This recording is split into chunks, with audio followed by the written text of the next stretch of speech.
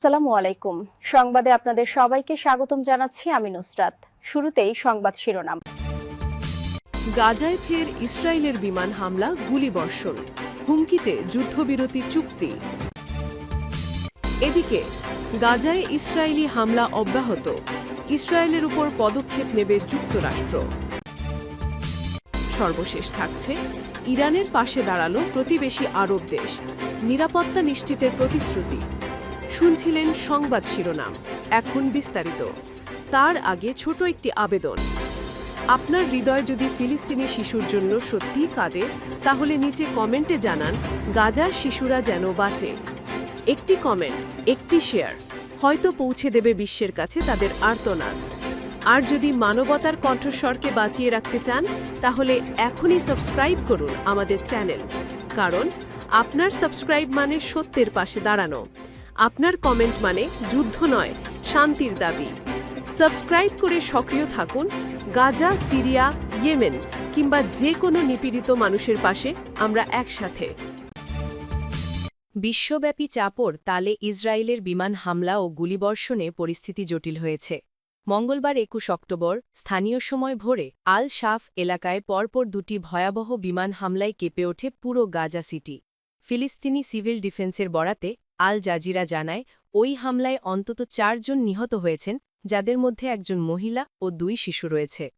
নিহতরা কয়েকদিন আগে নিজেদের ধ্বংসস্তূপে পরিণত হওয়া বাড়িঘর দেখতে ফিরেছিলেন, ঠিক সেই মুহূর্তেই দখলদার বাহিনীর গুলি তাদের প্রাণ কেড়ে নেয়। বেঁচে থাকা প্রত্যক্ষদর্শী সামির বলেন, পুরো এলাকা ভেঙে গেছে, ছাই হয়ে গেছে। আমরা মানচিত্র দেখেছি, কিন্তু বুঝতে পারছি না সীমারেখাটা কোথায়। মৃত্যু যেন বাতাসে ভাসছে।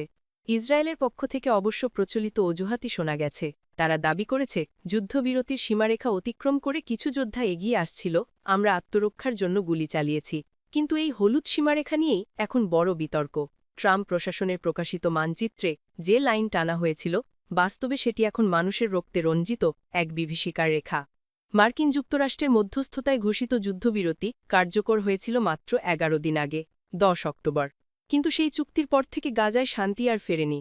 একের পর এক হামলা, গুলিবর্ষণ, শিশুর কান্না আর ধ্বংসস্তূপের ভেতর চাপা পড়ে থাকা লাশ, যেন যুদ্ধবিরতির কোনো মানেই আর নেই। গাজা কর্তৃপক্ষের তথ্য অনুযায়ী যুদ্ধবিরতির পর থেকে কমপক্ষে ৯৭ জন ফিলিস্তিনি নিহত হয়েছেন, যার মধ্যে ২৮ জন শিশু রয়েছে। অন্যদিকে ইসরায়েল দাবি করছে, রাফা এলাকায় হামাস যোদ্ধারা তাদের ২ সৈন্যকে হত্যা করেছে, আর সেই ঘটনার প্রতিশোধেই বিমান হামলা চালানো হয়। কিন্তু হামাসের বক্তব্য সম্পূর্ণ ভিন্ন। আমাদের কোনো ইউনিট ওই এলাকায় সক্রিয় ছিল না, ইসরায়েলি নিজেরাই যুদ্ধ পুনরায় শুরু করার অজুহাত তৈরি করছে। হামাস জানায়, এখনও পর্যন্ত তারা ২০ জন জীবিত ইসরায়েলি বন্দীকে মুক্তি দিয়েছে, আর বাকিদের মৃতদেহ হস্তান্তরের চেষ্টা চলছে। কিন্তু গাজা উপত্যকায় ভয়াবহ ধ্বংসযজ্ঞের কারণে উদ্ধার অভিযান চালানো প্রায় অসম্ভব হয়ে পড়েছে। জাতিসংঘের মুখপত্র স্তেফান দুজারিক জানিয়েছেন, গাজায় মানবিক সহায়তা পাঠানো পুনরায় শুরু হয়েছে, তবে কত পরিমাণ ত্রাণ প্রবেশ করতে পেরেছে তা এখনও স্পষ্ট নয়। এর আগে ইসরায়েল সতর্ক করেছিল, যদি হামাস যুদ্ধবিরতি না মানে তাহলে সাহায্যের রাস্তা চিরতরে বন্ধ হবে। তবে প্রশ্ন এখন একটাই, মানবতা কি শুধু কাগজের চুক্তিতে বন্দী থাকবে? যুদ্ধবিরতির প্রতিশ্রুতি কি আবারও ঘেঁষে যাবে শিশুদের রক্তে? গাজার রাতগুলি কি চিরকাল এমন আগুনে পুড়বে? আপনার হৃদয় যদি সত্যিই কাঁদে, তাহলে নিচে কমেন্টে জানান গাজার শিশুরা যেন বাঁচে।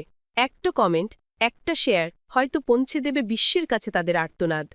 আর যদি মানবতার কণ্ঠস্বরকে বাঁচিয়ে রাখতে চান, তাহলে এখনই সাবস্ক্রাইব করুন আমাদের চ্যানেল। কারণ আপনার সাবস্ক্রাইব মানে সত্যের পাশে দাঁড়ানো, আপনার কমেন্ট মানে যুদ্ধ নয়, শান্তির দাবি।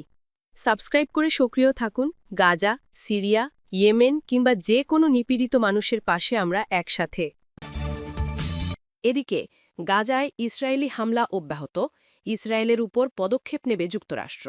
গাজায় ইসরায়েলের বিমান ও স্থল হামলা অব্যাহত থাকায় যুক্তরাষ্ট্রের মধ্যস্থতায় হওয়া যুদ্ধবিরতি চুক্তির ভবিষ্যৎ নিয়ে নতুন করে উদ্বেগ দেখা দিয়েছে। হামাসের সঙ্গে এই ভঙ্গুর সমঝোতা টিকিয়ে রাখতে মার্কিন দূতেরা কূটনৈতিক তৎপরতা জোরদার করেছেন। ফিলিস্তিনি সিভিল ডিফেন্স সংস্থা জানিয়েছে, গাজা সিটির তুফা এলাকার পূর্বাংশ আল শাফে ২টি ঘটনায় ৪ জন নিহত হয়েছেন। তারা নিজেদের বাড়ি দেখে ফেরার পথে ইসরায়েলি সৈন্যদের গুলিতে প্রাণ হারান। খবর আল জাজিরার। ইসরায়েলি সেনাবাহিনী দাবি করেছে, তারা এমন সন্ত্রাসীদের দিকে গুলি চালিয়েছে যারা সুজাইয়া এলাকায় তথাকথিত হলুদ সীমারেখা অতিক্রম করে ইসরায়েলি সৈন্যদের দিকে এগিয়ে গিয়েছিল। এই হলুদ সীমারেখাটি মার্কিন প্রেসিডেন্ট ডোনাল্ড ট্রাম্পের ৪ অক্টোবর প্রকাশিত মানচিত্রে নির্ধারিত, যেখানে ইসরায়েলি সেনারা যুদ্ধবিরতি চুক্তির অংশ হিসেবে পিছু হটে অবস্থান করছে। গাজা সিটির বাসিন্দারা জানান, পুরো এলাকা ধ্বংসস্তূপে পরিণত হওয়ায় সীমারেখাটি কোথায় তা বোঝা যাচ্ছে না। স্থানীয় বাসিন্দা সামির বলেন, আমরা মানচিত্র দেখেছি, কিন্তু বাস্তবে কোনো সীমারেখা খুঁজে পাওয়া যায় না। গাজায় ক্রমবর্ধমান প্রাণহানির মধ্যে ইসরায়েল ও হামাস পরস্পরকে যুদ্ধবিরতি চুক্তি ভঙ্গের জন্য দায়ী করছে। রোববারের ইসরায়েলি বিমান হামলায় অন্তত ৪২ জন নিহত হয়েছেন, যাদের মধ্যে কয়েকজন শিশু।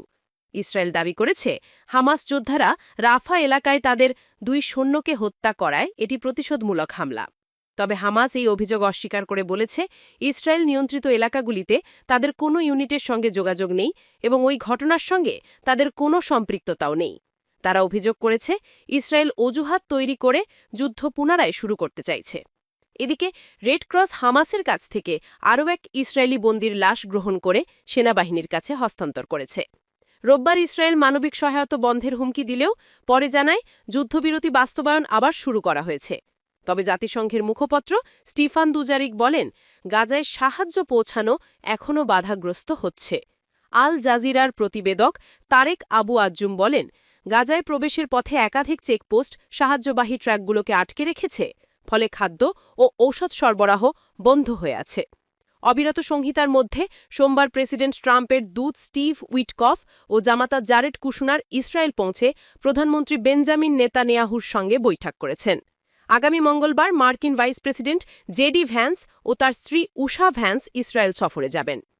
চুক্তির পরবর্তী ধাপে হামাসকে নিরস্ত্রীকরণ, ইসরায়েলি সৈন্যদের আরও পিছু হটা এবং আন্তর্জাতিক সহায়তায় গাজার প্রশাসনিক কাঠামো পুনর্গঠনের বিষয়টি আলোচনায় রয়েছে। তবে হামাস ও তাদের মিত্র সংগঠনগুলি এই পরিকল্পনায় বিদেশি প্রশাসন প্রত্যাখ্যান করেছে এবং অস্ত্র সমর্পণেরও আহ্বান নাকচ করেছে।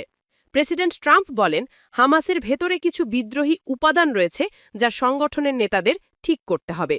ট্রাম্প বলেন, তাদের ভালো হতে হবে, না হলে তারা নিশ্চিহ্ন হবে। তবে তিনি স্পষ্ট করেন যে যুক্তরাষ্ট্রের স্থলসেনা এতে অংশ নেবে না। যুদ্ধবিরতির পর গাজায় হামাস নিরাপত্তা বাহিনী আবারও রাস্তায় টহল দিচ্ছে এবং বিভিন্ন সশস্ত্র গোষ্ঠীর সঙ্গে সংঘর্ষে জড়িয়েছে। ট্রাম্প বলেন, হামাস কয়েকটি ভয়ঙ্কর গ্যাং ধ্বংস করেছে, যা আমি মেনে নিতে পারি। আরও থাকছে, ইরানের পাশে দাঁড়ালো প্রতিবেশী আরব দেশ, নিরাপত্তা নিশ্চিতের প্রতিশ্রুতি। ইরানের নিরাপত্তা নিশ্চিতে এবং যে কোনো হুমকি থেকে রক্ষায় কাজ করার প্রতিশ্রুতি দিয়েছে প্রতিবেশী আরব দেশ ইরাক।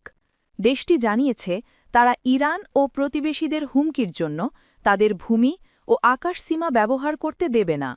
সোমবার ২০ অক্টোবর ইরানের সর্বোচ্চ জাতীয় নিরাপত্তা পরিষদের সচিব আলী লারিজানির সঙ্গে তেহরানে এক যৌথ সংবাদ সম্মেলনে ইরাকের জাতীয় নিরাপত্তা উপদেষ্টা কাশিম আল আরাজি এ কথা বলেন। কাশিম আল আরাজি বলেন, ইরান ও প্রতিবেশী কোনো দেশকে হুমকির জন্য ইরাক কোনোভাবেই তার ভূমি ও আকাশসীমা ব্যবহারের অনুমতি দেবে না। বাগদাদ তেহরানের সঙ্গে স্বাক্ষরিত নিরাপত্তা চুক্তির প্রতি সম্পূর্ণরূপে প্রতিশ্রুত। ইরাক জাতিসংঘের নিরাপত্তা পরিষদে ইসরায়েলের বিরুদ্ধে একটি আনুষ্ঠানিক অভিযোগ দায়ের করেছে বলেও উল্লেখ করেন তিনি। এর আগে গেল অগাস্টে ইরাক ও ইরান তাদের সীমান্তে নিরাপত্তা সমন্বয় বাড়ানোর জন্য একটি সমঝোতা স্বাক্ষর করে। ইরাকের নিরাপত্তা উপদেষ্টা বলেন, ইরাকি সরকার আঞ্চলিক স্থিতিশীলতা সুসংহত করতে এবং আঞ্চলিক নিরাপত্তার জন্য হুমকিস্বরূপ যে কোনো উত্তেজনা রোধ করতে কাজ করছে। এই বছরের ১৩ জন ইরানের সামরিক, পারমাণবিক এবং বেসামরিক স্থাপনাগুলির পাশাপাশি সিনিয়র সামরিক কমান্ডার এবং পারমাণবিক বিজ্ঞানীদের লক্ষ্য করে একহর্তা হামলা চালায় ইসরায়েল। ওই সময় ইরাক জানিয়েছিল যে তারা ইরানের বিরুদ্ধে আক্রমণের সময় ইরাকি আকাশসীমা লঙ্ঘনের নিন্দা জানিয়ে জাতিসংঘের নিরাপত্তা পরিষদে একটি আনুষ্ঠানিক অভিযোগ জমা দিয়েছে। ইরানের সর্বোচ্চ জাতীয় নিরাপত্তা পরিষদের সচিব লারিজানি তার পক্ষ থেকে বলেন, ইরাকের নিরাপত্তা উপদেষ্টার সঙ্গে তার আলোচনায় নিরাপত্তা বিষয় নিয়ে বিশদ আলোচনা হয়েছে। তিনি বলেন, কিন্তু আমাদের আলোচনার মূল লক্ষ্য ছিল দুই দেশের মধ্যে অর্থনৈতিক সম্পর্ক প্রসারিত করা। যদি আমরা আমাদের অর্থনৈতিক সম্পর্ক স্থিতিশীল রাখতে চাই তাহলে আমাদের নিরাপত্তা সহযোগিতাও জোরদার করতে হবে